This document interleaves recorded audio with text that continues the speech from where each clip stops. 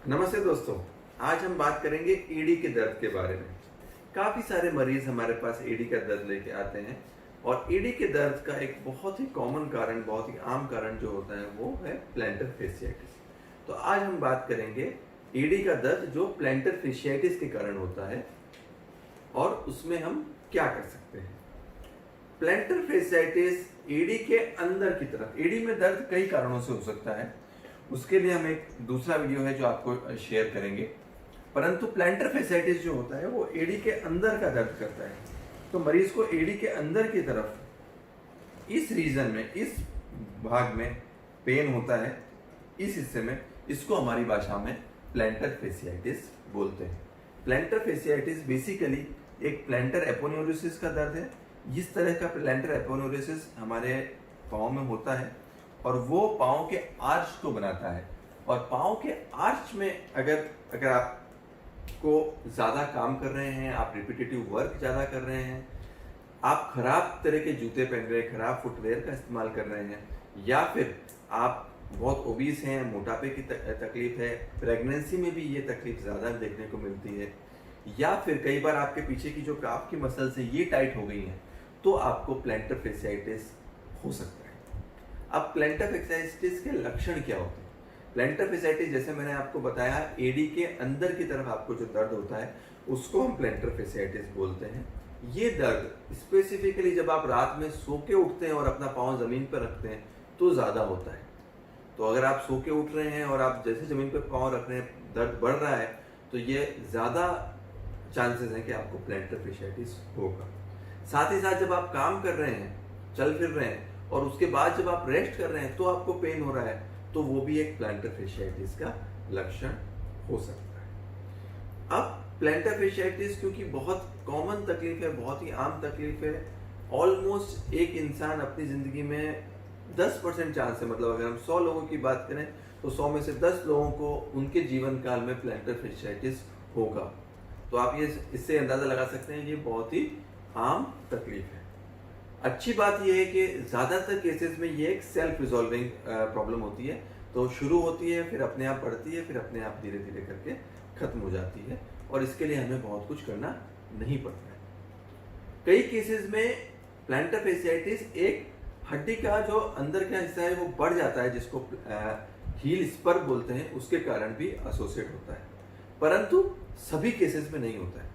ऐसा देखने में आया है कि अगर हम 100 लोगों की बात करें तो 10 लोगों को हील स्पर होते हैं, परंतु ज़रूरी नहीं है कि जिन सब भी मरीजों को हड्डी, पैर में हड्डी बड़ी भी हो, जिसको हील स्पर बोलते हैं, उन सभी मरीजों को प्लैंटर फेशियाइटिस हो। अगर आपके हील में स्पर है तो करीबन 5% चांस ऐसा है कि आपको प्लैंटर फेशियाइटिस की तकलीफ हो सकती है। अब अगर आपको प्लैंटर फेशियाइटिस पता पड़ा है या डायग्नोस हुआ है तो इसका ट्रीटमेंट क्या करेंगे? पहली चीज़ तो आप अपने दिमाग से डर और चिंता निकाल दें, क्योंकि ये एक बहुत ही आम तकलीफ है और ज़्यादातर केसेस में अपने आप ठीक हो जाती है। जहाँ तक दवाई की बात है, हम इसमें कुछ सूजन कम करने की दवाई, कुछ दर्द कम करने की दवाई और कुछ लोकल जेल वगैरह मरीज को दे सकते हैं।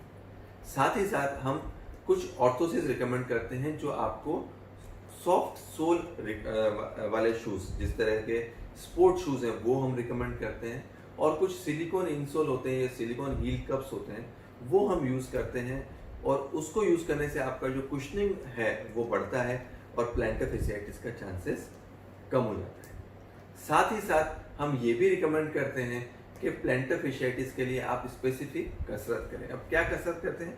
प्लैंटर फेशियाइटिस के लिए आप अपने पाँव को इस तरह से घुमा के रख सकते हैं और पाँव के अंगूठे को ऊपर की तरफ खींच सकते हैं, इस तरह से, और इस तरह की स्ट्रेचिंग देना is called as a plantar fasciitis stretch. And इस तरह के स्ट्रेच देके आप अपनी जो प्लैंटर फेशिया उसको स्ट्रेच कर सकते हैं और प्लैंटर फेशिया की तकलीफ को ठीक भी कर सकते हैं। कुछ पेशेंट्स में हम लोकल फिजियोथेरेपी मॉडलिटीज जैसे लोकल अल्ट्रासाउंड है, लोकल शॉर्ट वेव डायथेरेपी है, वो भी दे सकते हैं, और एक्स्ट्रा कॉर्पोरेट शॉर्ट वेव लिथोथेरेपी से भी कुछ पेशेंट्स में आपको हेल्प कर सकते हैं। जिन मरीजों में ये सब करने के बावजूद भी आराम नहीं मिलता है, उन पेशेंट्स में एक इंजेक्शन भी काम कर सकता है, और इंजेक्शन जो होता है वो प्लैंटर फेशिया के जस्ट ऊपर वाले पोर्शन में, इस रीजन में दिया जाता है, जिसको हमारी भाषा में इंजेक्शन फॉर प्लैंटर फेशिया कहा जाता है।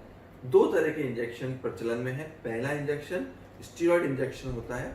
ध्यान रखें कि वो इंजेक्शन जो है फेशिया के अंदर की तरफ दें, ऊपर की तरफ नहीं दें, क्योंकि अगर ऊपर की तरफ आप देंगे तो फैट पेड नेक्रोसिस या फैट पेड एट्रोफी या डिस्कलरेशन जैसा तकलीफ देखने में आ सकती है।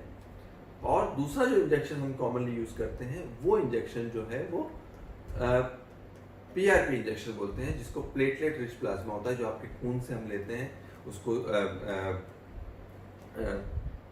सेंट्रीफ्यूज करते हैं और उसके बाद पीआरपी बनता है, जो हम अंदर दे सकते हैं। कई पेशेंट्स में सब कुछ ट्राई करने के बावजूद, दवाइयों के बाद, स्ट्रेचिंग एक्सरसाइजेस के बाद भी अगर प्लांटर फेशियाटिस का दर्द आपको रहे तो हम रिकमेंड करते हैं कि इसमें एक छोटी सी सर्जरी, हम जिसको प्लांटर फेशिया रिलीज बोलते हैं, वो हम करने का रिकमेंड करते हैं और वो करके हम आपको काफ़ी अच्छे रिजल्ट्स दे सकते हैं। ये सर्जरी दो तरह से की जा सकती है। एक, इसको ओपन सर्जरी की तरह किया जा सकते हैं, जिसमें छोटा सा एक इंसिजन दे के हम एक प्लांटर फेशिया या प्लांटर एपोनेसिस का एक भाग निकाल देते हैं, वो हम कर सकते हैं। और दूसरा तरीका जो है, वो जो एडवांस तरीका हम लोग करते हैं, उसको एंडोस्कोपिक प्लांटर फेशिया रिलीज बोलते हैं, जिसमें प्लांटर फेशिया का एक पोर्शन, एक छोटी सी गोंगली होती है, वो हम हील के अंदर डाल देते हैं और दूरबीन के सहारे प्लांटर फेशिया का अंदर का भाग, जो 1/3 से आधा तक हो सकता है, उसको हम एक स्पेशल डिवाइस से रिलीज कर सकते हैं। वो रिलीज हमें कहाँ तक करना है, जहाँ तक हम जो है वो अंदर की मसल, जिसको फ्लेक्सर डिजिटोरम ब्रेविस बोलते हैं, वहाँ तक हम नहीं देखते हैं, उतना हम जो है प्लांटर फेशिया रिलीज कर देते हैं। ध्यान रखने की बात यह है कि इस प्लांटर फेशिया को हमको पूरा रिलीज नहीं करना होता है, क्योंकि अगर हम पूरा रिलीज कर देंगे तो फ्लैट फुट का चांस हो सकता है और लैटरल साइड पे जो है वो कंप्रेशन सिंड्रोम, जिसको लैटरल कंप्रेशन सिंड्रोम बोलते हैं, वो हो सकता है और जो आपका आर्च है वो आर्च डिस्टॉर्ट हो सकता है। अगर आपको भी एडी में दर्द की शिकायत है और प्लांटर फेशियाटिस की तकलीफ है, तो आप हमको, और इस तरह के कोई भी आपके मन में प्रश्न है तो आप हमको कमेंट बॉक्स में लिख के भेज सकते हैं। हम बहुत will be very happy to help you out. Thank you.